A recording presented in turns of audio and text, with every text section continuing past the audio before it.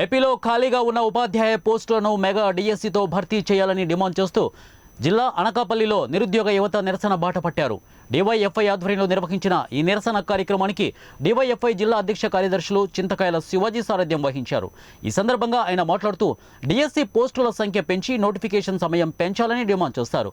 ప్రభుత్వం సమస్యను పరిష్కరించకుంటే ఉద్యమం తీవ్రతరం చేస్తామని హెచ్చరించారు. ఈ రాష్ట్ర ప్రభుత్వం నయవంచన చేసింది.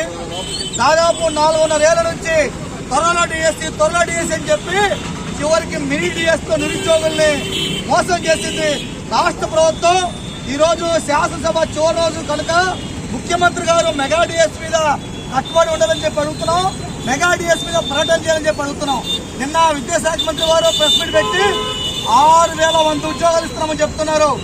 గతంలో జగన్మోహన్ రెడ్డి గారు చెప్పారు 23,000 ఉద్యోగాలు ఖాళీలు ఉన్నాయని చెప్పారు.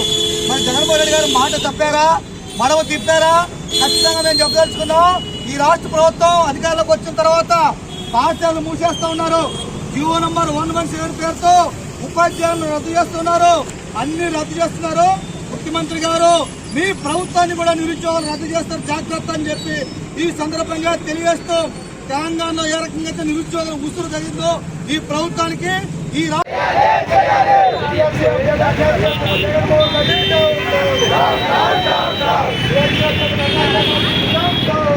Down, down, down, down.